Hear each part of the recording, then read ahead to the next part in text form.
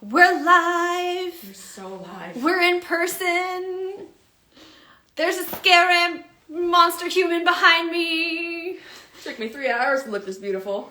Gorgeous. Gorgeous. Okay, so the last time I was here,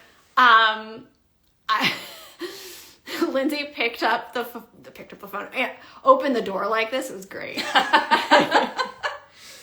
Very timidly, mind you, because I don't want all of my neighbors to see this because I have to live here. Yeah. All the my time. God, look how these people have already joined. Unlike this time the door was already open and I came in on a wonderful call with my wonderful mom who I was like, I need to get off the phone. I need to go hang out with my friend. I did not include the part which I've been on this bullshit for years, so my mom would have been amused by it. I need to go get in costume, Mom, and hang out with my friends and talk to other friends on the internet. But I couldn't get off the phone. But now I'm here. Now you're here. Now I'm here. And that's all that matters. I know, yeah. It's time to work. It's time to work! Speaking of working, look at that beautiful wig. Look at this wig. The wig is wigging. The wig is wigging. The wig is fashion, which is a very popular with the cosplayers. I know a lot of Christine cosplayers have this one, and was styled by Christine Evans, LilyPond81. Yeah, and that's wigging. Yeah. Nice. Mine is not. Tell us about the fit. The fit. Oh my goodness. Look at this strong black and white look. Evening look, right? Gorgeous. Mm-hmm. I can't. I don't know. I also got 1 hour of sleep last night, so please bear with me. I don't know what I'm doing today. Dude, but you're here. I am here. I am here. You look so ugly. Thank you. You're welcome. It's the nicest thing anybody's ever said to me. So guys, we're so happy you're here. Send us your questions. We're gonna chat cosplay. This is like our top chat before the chat because we're actually gonna do a whole cosplay episode for the pod. Yeah. So this Tell me is about your fit. So this is my Christine dressing gown. This is actually the first cosplay that I made start to finish. Mm-hmm. There's some parts of it that look like a little bit janky, and actually the reason for it was that I was like recycling various things mm-hmm. in my closet. So I was like, oh, I have a slip. I can use that. I can use that. Oh, I have like another dressing gown. Let me use that to make a ruffle. So there's some things that mismatch, but like I've made them match together. I kind of like that for her though. Thank you. Because like she'd be just starting out in Yeah. her career, right? Yeah. So she'd probably be patching stuff up and Exactly. Fine, so Yeah. kind of perfect. The fabric is from Joann's, R.I.P. So I think I can get a similar one from Fabric Wholesale Direct. I just ordered some to make another because I have a commission. And so I might be remaking this soon. I also might remake it for myself soon, but also at the same time, I'm like sentimental about this because it's my first. Hang on to it. It's my first one. Yeah. I actually show people how the corset's made. So what I did. So in the show, Christine is wearing like shorts, like the kind of short section were more like a bathing suit bottom. And with the corset, what I did here, it is a corset, but in order to be able to get in and out of it really easily, I have snaps. That is so right clever. here. So Genius. yeah. So this is completely sewn on this side of the busk, and then on this side I have snaps. But yeah, the corset I just got on Amazon. And I actually have like, if folks are interested in the exact stuff that I have links in my bio, but like wherever you are in the world, because folks are all over the world, like there's so many of these like inexpensive kind of fashion corsets and craft. I mean, these are just like random craft supplies that was just whatever I was able to find and a lot of hot glue. So yeah, so that's how I did it. So it was like that's one of the things that I'm really proud of is that this was just the first full cosplay that I did start to finish, and it also gets a lot of wear. As it should. Yeah. And I feel like too the dressing gown for a lot of Christine cosplayers is kind of usually where they start. Yeah. Right. So that's always nice to see like people start that and then branch out and I actually started with the wishing dress You did. I started with the wishing dress as I was like awake at 3 a.m. in like the fall of 2023 and found the wishing dress, the Molly Wet and Wine wishing dress on Etsy. Yep. And realized like the shipping time would be that it would arrive in time for my birthday. And I was like, I should not be able to make purchases like this using Apple Pay with my face on my phone. True. But you're an adult. I'm a grown-up. So you can do that. So I could do that. So that was actually the first one, but this is the first one I made. That's awesome. Yeah. I love it. And I said it on the last one that we did here, but the belt is my favorite part. Thank you. Gorgeous. Yes. So tell me about your suit. Okay, so now that I have my brain installed in my head, I can actually talk about this. So this is a bespoke replica Phantom suit. It's by AJ Machete over at Denver Bespoke. He and his team do a lot of completely bespoke suits, great coats, pretty much everything. Men and women's fashion, and kind of Victorian inspired usually. So contacted him in, I think, late 2022, and just kind of asked him, hey, I found this fabric that I can't get out of my head. What would you think about doing a suit? And he said, absolutely, let's do it.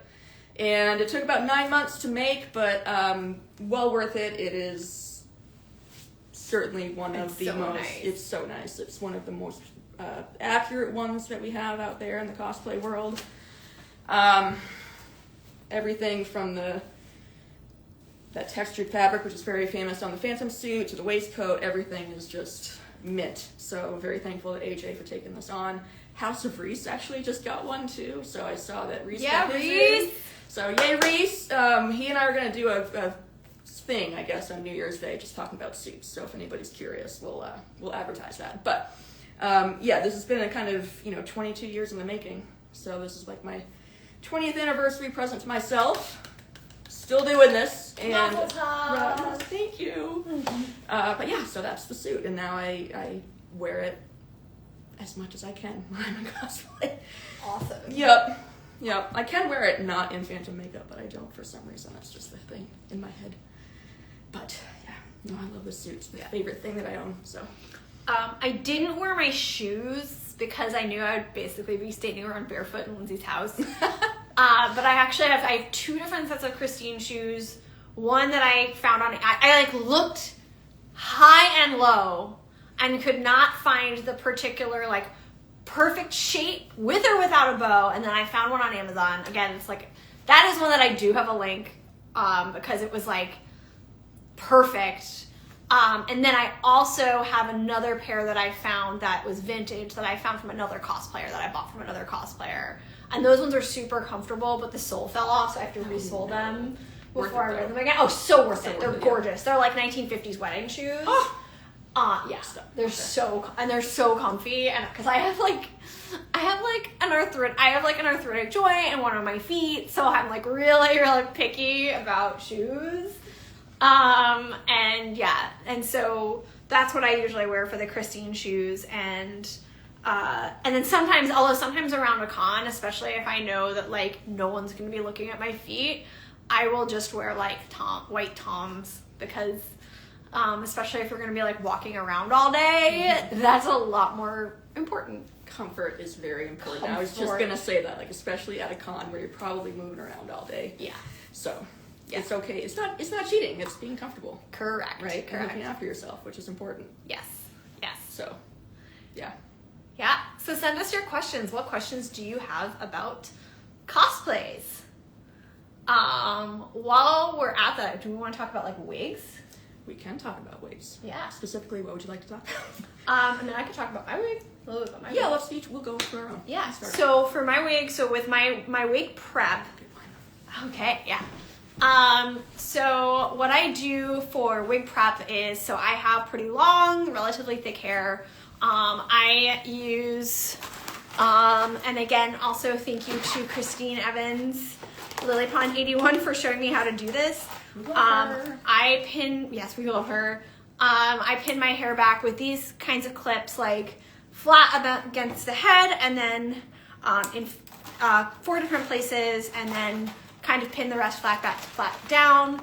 And then I use 2 wig caps and then put this on, and it takes just a couple of minutes.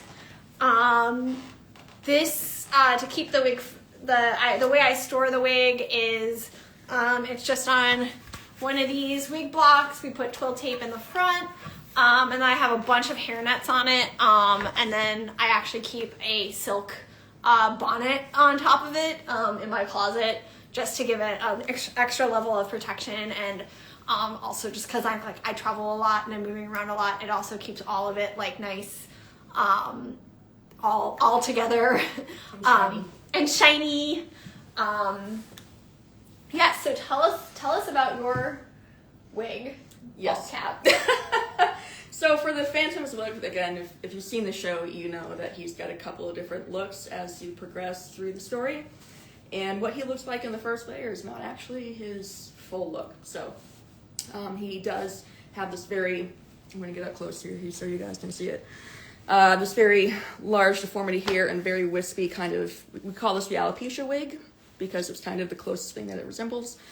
And so it's just very thin patches of hair, and so that wig will be pretty much this part and go around the back. And it's all hand tied, so just like the show, my wigs are hand tied by me. It's kind of like my one major contribution to my cosplay. It's the wigs. So that's the alopecia wig. Pretty straightforward. It's on wig lace, so some very fine, I think this is film grade lace, and took about probably 60 hours to complete it. Just depending on how much I worked on it. But here's the big dog. This is the very famous Phantom Valentino wig, so we know this from, again, first layer for most of the show. And these wigs on Broadway and all around the world are all hand-tied, so every piece of hair on this wig is hand-tied onto the lace. There are no wefts, anything like that. And so this wig, start to finish, probably about 120 hours for me to do. Started it in 2008. It sat in my closet for a few years before I finally finished it. Wow. Yeah, but I have 2 of the Valentinos and the alopecia wig, so I've constructed 3 so far, and probably this winter look at doing another alopecia wig. Nice. So it'll be 4 here pretty shortly. But those are my wigs, and if you're going to be at Broadway Con, Lily's going to be doing her wig talk, yeah, I believe. So yeah, there's like a whole panel. There's a whole panel on wigs, which yeah. you need to attend. So please do.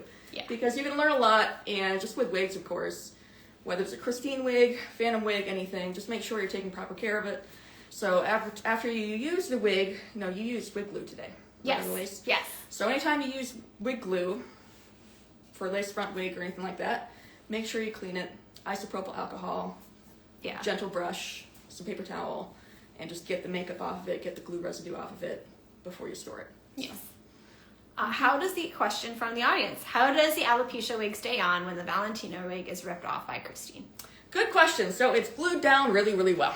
So it is, mine isn't quite as full as a normal alopecia wig would be, but they glue it down so it's nice and secure on the head.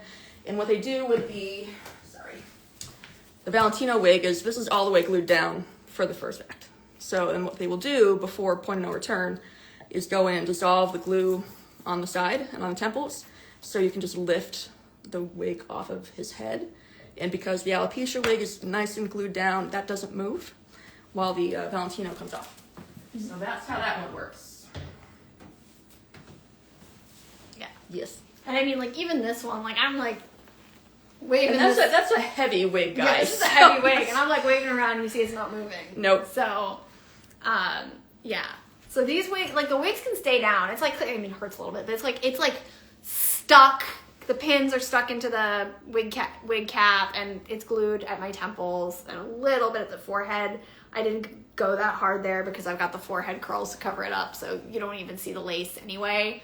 But yeah. These things are down.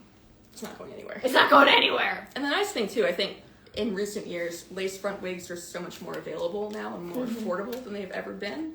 So you can get a good quality lace front wig with adjustments on it, so you can get a fairly custom-ish fit with that, where you don't have to worry too much about it being too large or anything like that. Yeah. I have a child-size head. Like, I literally can share hats with the Gen Alphas in my life. it's like that's how small my head is. So, and I wear kid-size sunglasses. So, That's hilarious. Yeah. And this wig fits me. I just have it like adjusted all the way, pretty close all the way to like its smallest size. Yeah.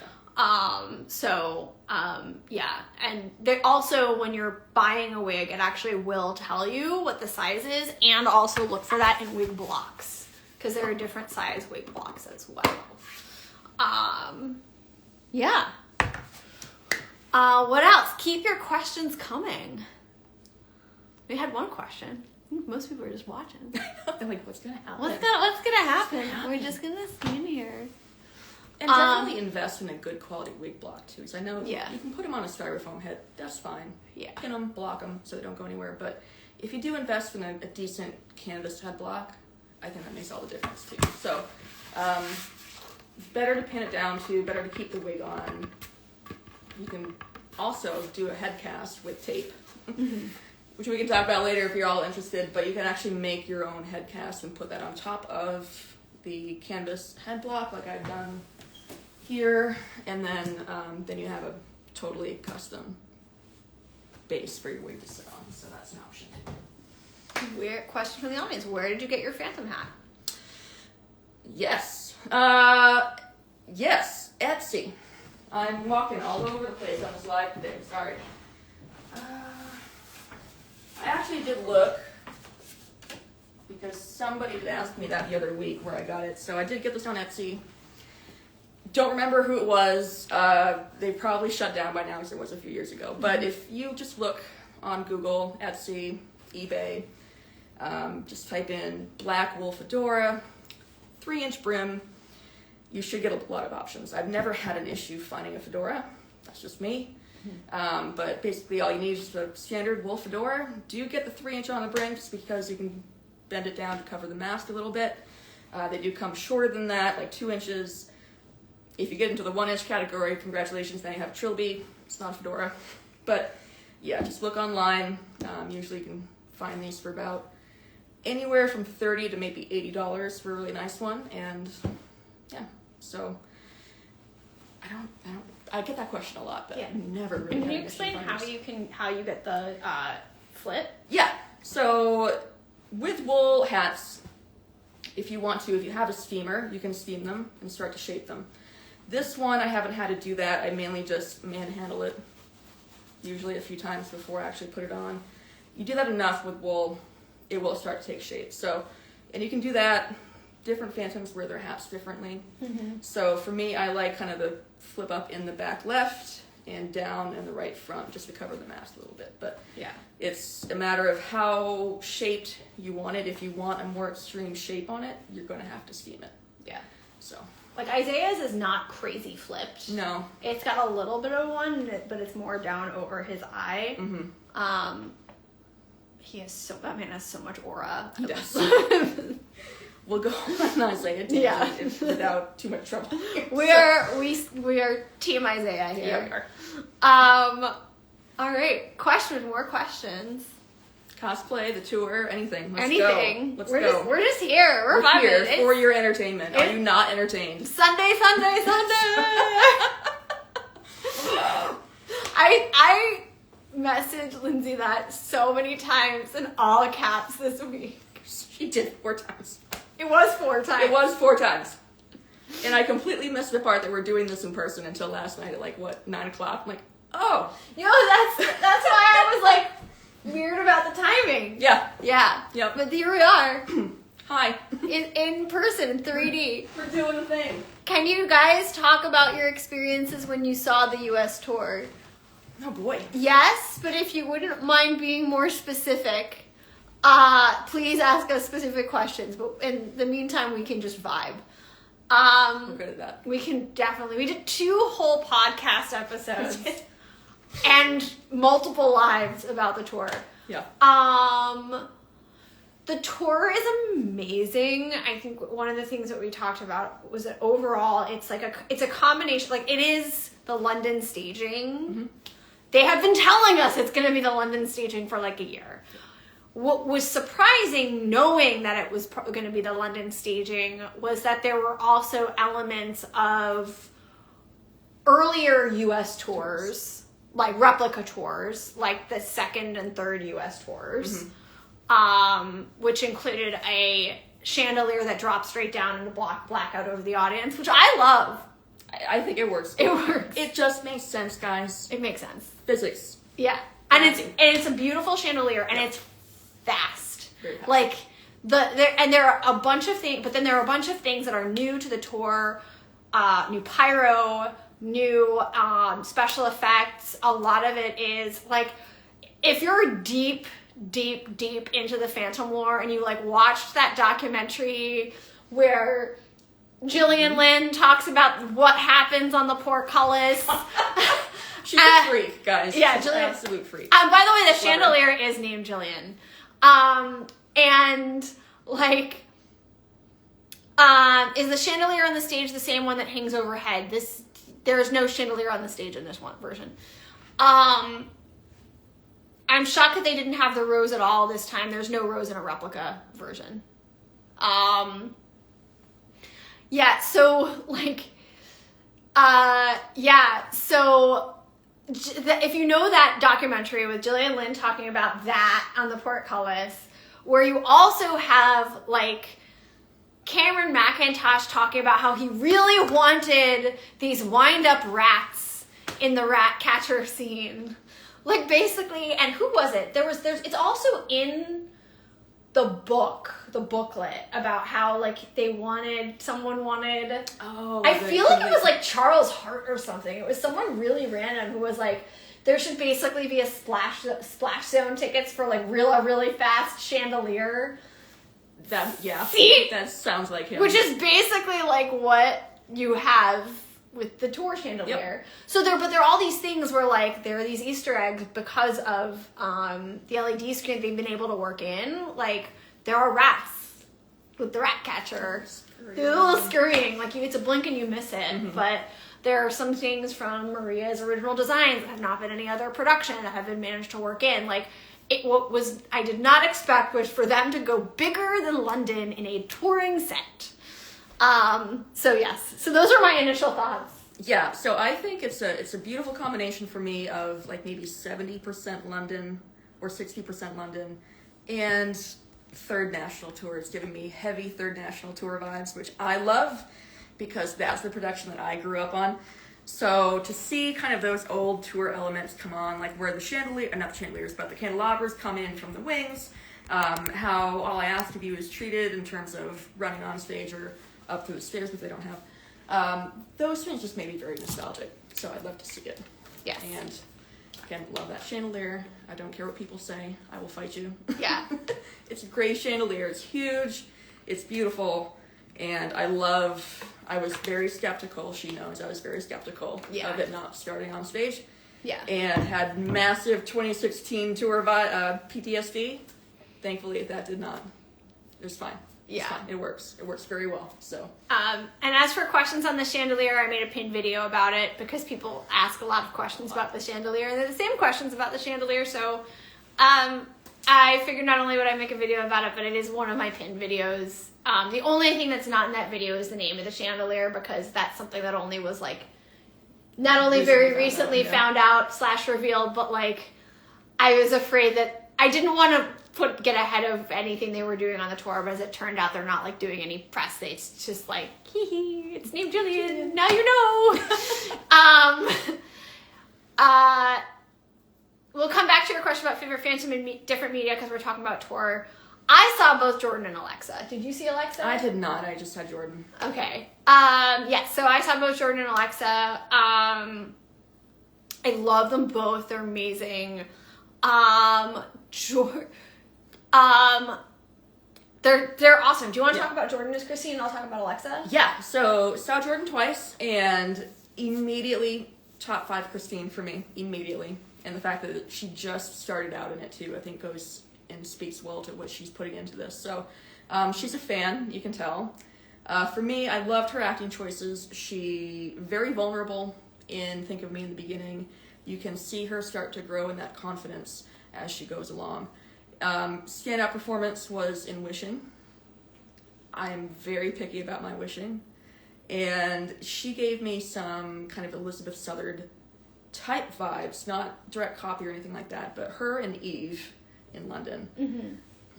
Loved it. Yeah. And definitely could see that point too in Point of No Return, where she's flipping the script and she's taking back control, and she gets really kind of pissed off at that point, carries that on to Final Layer. So incredible voice, incredible acting choices, loves the role, loves the character, and she's, again, immediate top 5 for me. Yeah. And Alexa has, like, the most attitude of Christine I've ever seen live. I wish I got to see her. Oh, she's so good. It was great. Like, you don't see a lot of Christines with that much tude. Like, of Christines with, like, tude, you have, like, Gina Beck, Meredith Braun, but she's not, like, feral like Meredith Braun. Meredith Braun is, like, a different kind of attitude, like, but, like, just very much, like, she is driving that train. And she also has an incredible wishing, but it is, like, gritty. Yeah. And I have never seen a gritty... I'm so intrigued by Yeah, this. I've never seen a gritty wishing before. It was so good. So yeah, but they're like night and day. Both wonderful and completely different shows, completely different performances. Alexa actually just put out her dates for the Chicago run. She's most of them are like she'll be doing one of the performances on their 2 show days. So check that out. I'm going to the show again in Chicago, and I'll probably catch 2 now that I know Alexa's schedule, so I can catch both Jordan and Alexa. That's awesome. Yeah. I'm jealous. So we had a question about favorite Phantom in different media. Ooh. Favorite film Phantom for me, still Chaney. He can't be topped for me. It's the physical performance, just the way that he embodied the role. I've never seen anybody do it better. And then, I'm trying to think. Stage Phantom, I have a hard time saying a favorite stage Phantom. I have maybe 5 that kind of rotate around, just depending on the day. But Scott Davis is up there. I love John Robbins. Earl Carpenter. Hugh Panaro. I could keep going. There's that top group that I love. So, yeah, I'm going to cop out and say that I don't have a favorite one. They rotate. Lon Chaney is definitely a favorite film Phantom. I love Cherrick. I do. You just want to hug him. You just want to hug him, even when he kicks that deer. For musical, Ethan Freeman. I love Isaiah. Like, yeah. I now, like, his Music of the Night is now just the version of Music of the Night that I hear in my head. You have to experience it. Yeah. There are a couple of early, Frank D'Ambrosio. Like, there are a couple of also, and there are also a couple of, like, early, like, World Tour Phantoms. Like, there are a couple of early Ted Keegan's a favorite. I don't love John Robbins. I actually felt like he never hit his groove. Yeah, in the show. Isn't that funny? Like, you just have... And because I thought, I'm like, he's hitting all of the notes for me for whatever reason. He didn't do it for me. Like, the thing with me with John Robbins was that it was like... he, like, made a lot of really interesting choices that I loved. Like, there were a couple things that he did where I was like, I love that. But he just, like, didn't do it for me. And I also got the sense that he and Lily never fully clicked because they never got out of their Valjean-Cosette dynamic. Oh. Yeah. Okay. Yeah. So I got to see him a couple times with Eve, and that was fire. Yeah, and I saw him with Eve. I liked him actually with I liked him much better with Eve. And with Colleen. Yeah. With Lily, it was like... And see, I didn't realize that. Yeah. That's making a lot of sense. Yeah. And I love Lily. Like, it's so... but, like, Lily and Dean go... I like them together. I like them together a lot. Yeah. And then... Let's see. Phantom on the Horizon. So this morning, I actually did book my flight to Sydney. Yes. Yeah, I was A like little harbor action on. digging deep into mileage fares. But I did find mileage fare to go to Sydney. It's booked. I have a date, although I might change it around because right now the trip is really, really short. Mm-hmm. That's a long flight. It's a long flight, but it's one of those flights where it's like it's so long that you're like, I'm gonna be sleeping and watching movies. Get a good comfortable seat. Exactly. But yeah, so I'm gonna go to Sydney Harbor, and I haven't booked it, but I am gonna try to get to go to Mexico City. Nice. Yeah. Very nice. And I know they're not on here right now, but I know like Mutual follows a lot of the Mexico City cast, and I really, really love what I've heard. Even though it's the Italian tour production, which I don't love. Yeah. But I love the energy, and Yeah. I was like, I've wanted to go to Mexico City. I love the energy of the show. Right. Like, let's go do this. Because one of the things that like that also felt off about the Italian tour was like all of the Italian cast was serving, and you had like Ramin just felt like he didn't want to be there. Yeah, that seems. Yeah.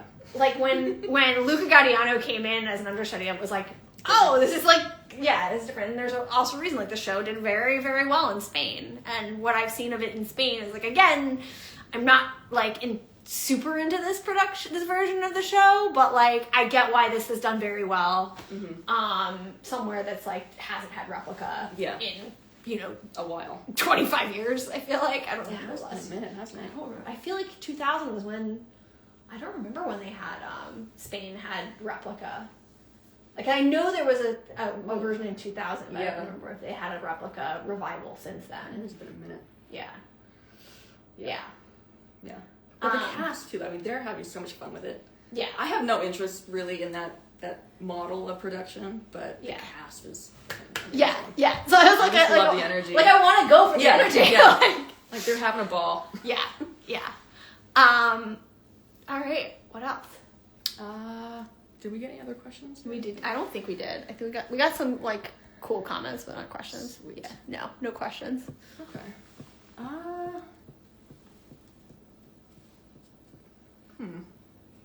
Good question. Come on, guys. You could talk about like cosplay history a little bit. Yeah. If you wanted to. So apparently the first cosplayers in Phantom did get cease and desist letters. Did you know about that? I heard about that. I think it was kind of the Wally Wingert days. Yeah. Because I wasn't really into I didn't know cosplay existed until maybe 2006, right? And but I do remember seeing photos of some excellent. It's a group cosplay, and you just looking at the photos, you'd think that they walked straight off stage, and so apparently they were told to knock it off.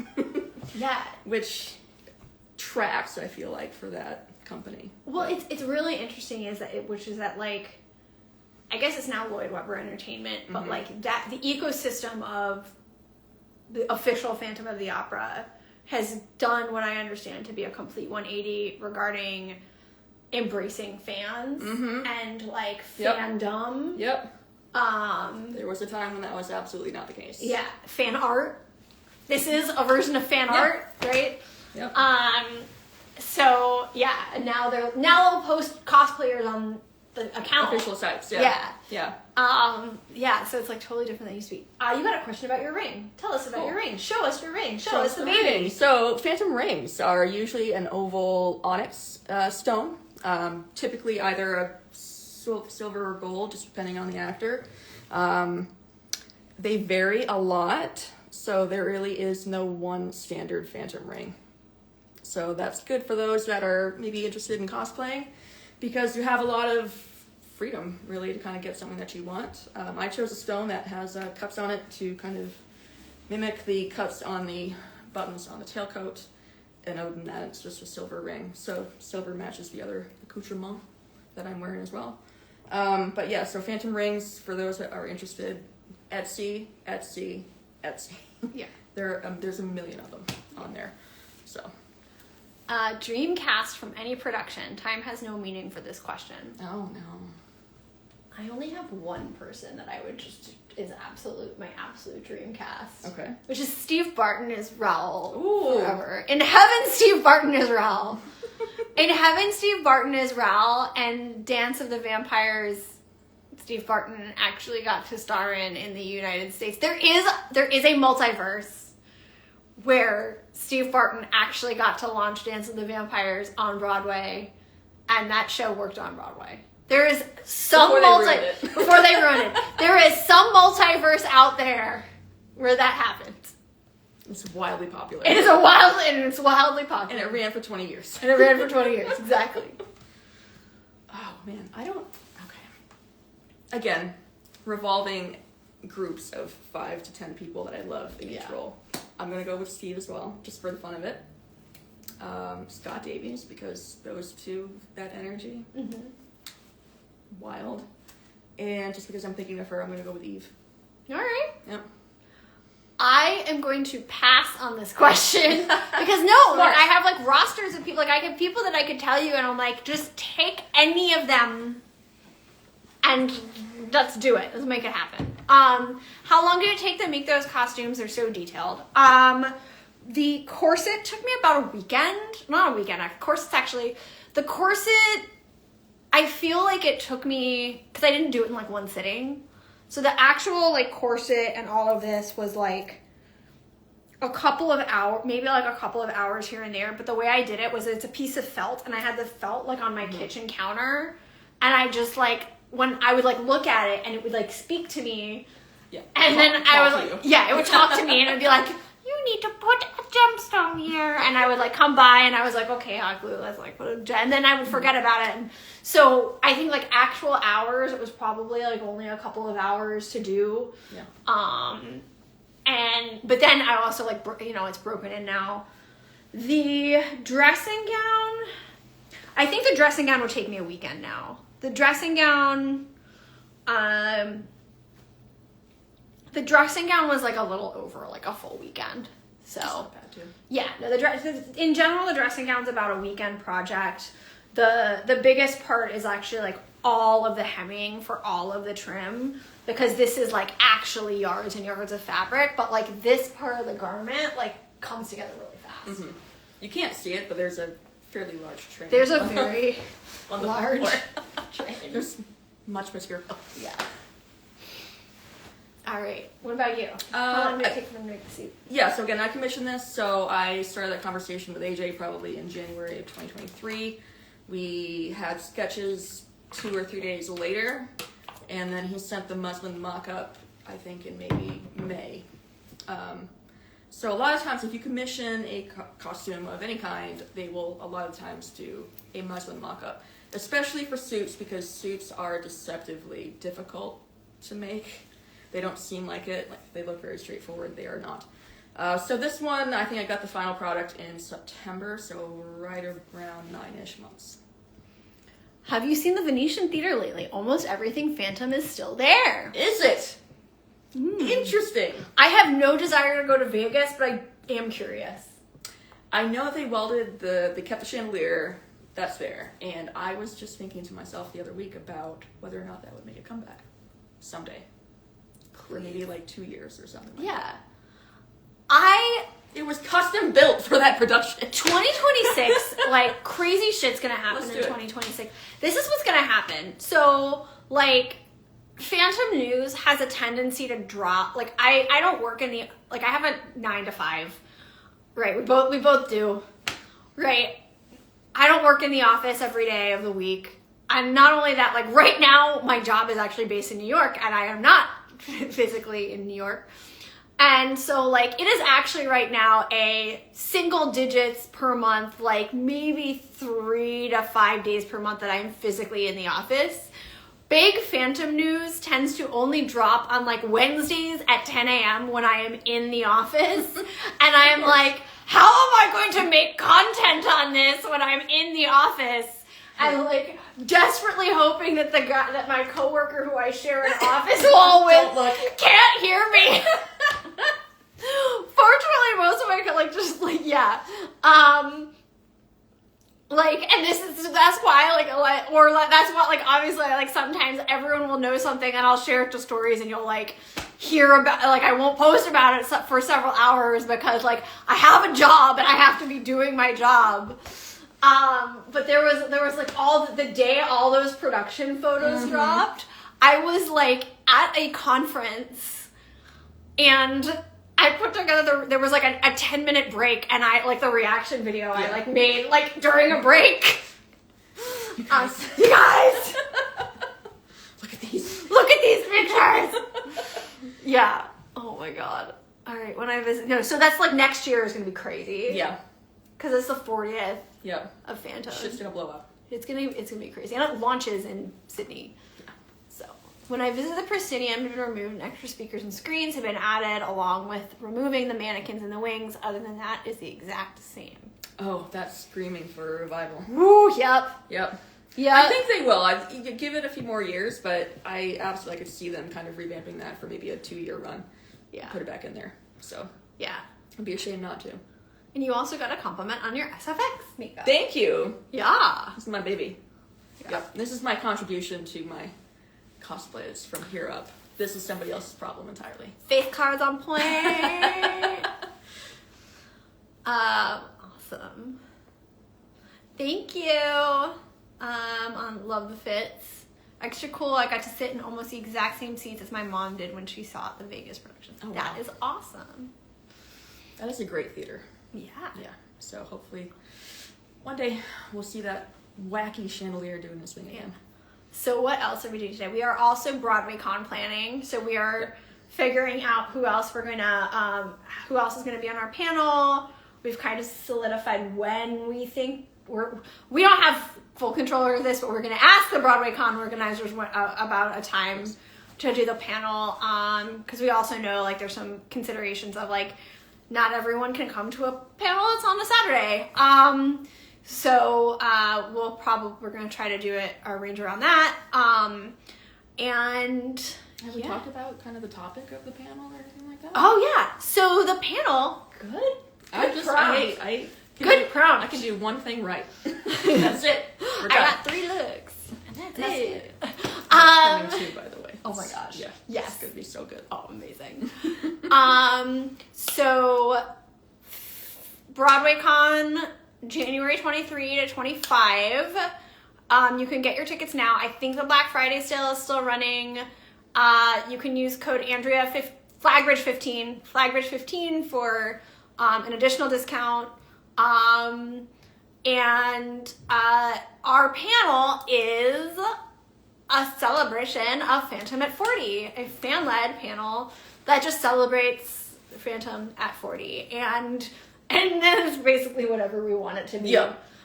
We figured it out so far. Yeah, no, and like all her.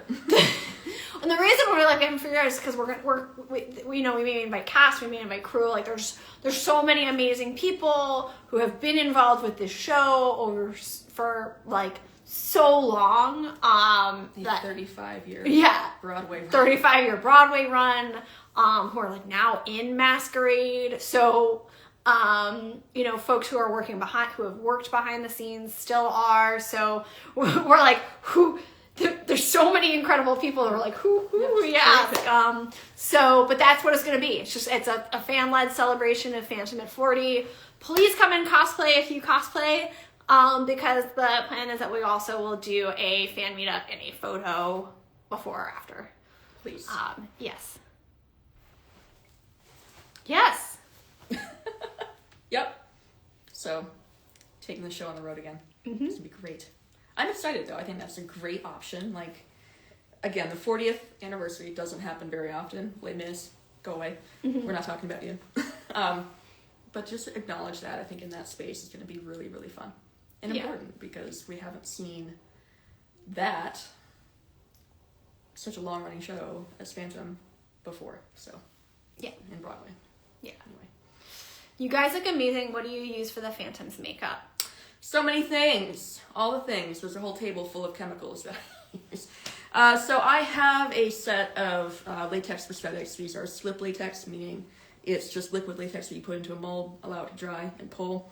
On the actual show, they will use foam latex, which is slightly fancier, a little bit softer, a little bit more comfortable to wear. But I don't have the equipment to run foam here, so. But just latex prosthetic here on the lip and the skull crater. Got those from Studio DFX. So Darren sells almost every version of the Phantom's makeup imaginable. So, and they're very reasonably priced, and he can even paint them for you if you want to. So go check him out, Studio DFX. We're huge fans. Huge fans. Love you, Darren. And he actually did a custom mold for me earlier in the year, so we kind of tweaked basically the Crawford mold, added a few things to it, added this gnarliness up there, and he's fantastic to deal with. So all I have to do, like, is a simple thing. I set the prosthetics, let those dry, bring them out, paint them, do the bald cap, which is a plastic bald cap, and then it's just a matter of my different alcohol-activated paints and some cream makeup, like stage makeup, and going to town with a contour. So, yes. So much contour. So much contour. I'm so good at contouring, guys. Awesome. Okay, my phone is at 35%. Oh no. Oh no! I just realized I didn't give my Wi-Fi password, did I? No. The worst friend. That's awesome. Thank you. I want to cosplay the Phantom soon, and I also want to get a beautiful Christine dress that you're wearing. Well, thank you. I make them, and there are also some really great other cosplay makers who make them. Also, my recommendation for selecting who to make your cosplay is honestly pick someone based off of where you live. So if you live in the UK, there are some really great UK-based makers. You can also find people on Instagram. There's some great makers on Etsy, but there are also a lot of people who have, especially for things like this that are pretty expensive, have stopped making them on Etsy because Etsy takes a huge commission. So also, like, look around, look at other Christine cosplayers, talk to them about where they got theirs. Like, I made mine. I do take a very limited number of commissions with a long lead time.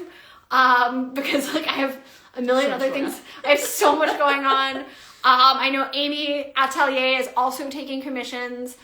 She's another maker in the United States who makes beautiful dressing gowns, so she's someone else that I would definitely recommend getting in touch with. Molly Nguyen makes them as well.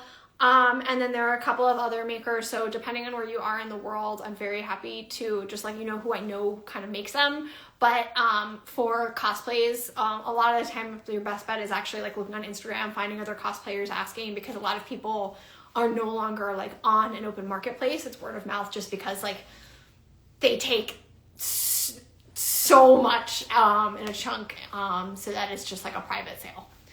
Yeah. What does the back of the Phantom cloak look like? Your Phantom cloak. Oh, yeah. I'll go get it. Sorry. Yeah. Excuse me. Riff. Yeah, so I'm just gonna riff. I'm gonna riff. I'll show you the back of this. You can see that I did actually a back belt as well as a front belt. So many appliques. I made this before I had an applique foot on my sewing machine because I didn't know that an applique foot was an option at the time. It's amazing the things that you learn. Yes. So this is the back of my Phantom cape. This was done by Viscountess NYC. She was actually working in the shop that made the costumes for Broadway North America Productions when she made this. And so it is as close to a 1-for-1 replica for Broadway as we can get. These are mostly appliques that you see that are sewn on. Very sparkly, dangly bits down there on the front, more beading on the collar. And you see the harness there that goes in front of the shoulders, behind the back. So that is the cape. It is hefty. Yeah. So it's a lot. But yeah, these are, of course, iconic for the Phantom character. And again, you can commission these too if you're not comfortable with making one yourself. There are artists out there that do beautiful Phantom capes. And yeah, no, but it's definitely an iconic part of the Phantom's costume. Did want to riff on the prosthetics here for a minute too. And I will say, if you're just getting into like sewing and making your own stuff, a cape is probably one of the easiest projects to start on. Because it's an oval cape pattern, and then you just add a shit ton of appliques to the top of it, And it looks a lot more complicated than it actually is. It does, you can line it, mine's lined in silver, as are the stage capes. So you can make it as complicated or as simple as you want to, but the capes definitely are a very good place to start, especially for the Phantom cosplayers. Saw something about prosthetics up there in the comments, but what I forgot to mention is for folks that are thinking of maybe doing a Phantom cosplay is that Darren at Studio D also does a deformity mask. So these are prosthetics, and they're prosthetics because they are glued to my face. They kind of become part of me while I am in it. And what he does is take a very similar sculpt. He just came out with a Crawford version. He's done a couple others. That is just a thicker latex mask that you can slide on and off. So no glue, no mess, no cacophony, as she can see in front of my kitchen table here, which is just covered in things. But those are great options for folks that are maybe a little bit intimidated by the makeup and want the look, but with none of the mess. And they're great for school productions too, so definitely check those out. Awesome. Any other questions, folks? Well, we're gonna yap some more on our podcast. Yeah, we are. Okay, one last question. This is a good one. How does the Valentino wig fit over the deformity? Wouldn't it sit funny on the headpiece? No, it doesn't. So what they do with these is they will obviously have the actor, who now we know on the new tour, they all have 3D scans of their heads, so their prosthetics are laid on top of that, so they're all custom. From that, they can basically print a 1-for-1 scale head block with the deformity so they can fit everything over it nicely. These wigs are all custom built for each actor in makeup. So kind of like for me, this just kind of slides on. This one, particular one, it's V2. This one fits better on me when I do the whole bald cap look, and for whatever reason doesn't look as great when I just do a wig cap underneath it. But again, they're custom built. They don't sit funny. It does depend on the sculpt of the skull crater bit, but for the most part, those aren't bulky enough to really hinder the wig fit too much. And if they are, then it's usually toward the front. So that's how that works. We've got like a long day of, we're going to be making some more content. I'm sorry, my partner and I just watched the Pete Hegseth episode of South Park, and now I can't stop thinking about the content jokes. I don't know if you watched it. I haven't seen it yet because I have to limit my exposure to that. Yeah, basically the premise, basically the premise of it is he's keep doing stuff like for content. And so now every time he's saying the content, I can't get that out of my head. It's been ruined for you. It's ruined. He ruins everything. It ruins everything. What's happening? So we're gonna make some more content, and then we're gonna record our podcast. But we've been live, we've been local. Yep. And we'll see you guys later. Thanks for tuning in, guys. Bye. Bye.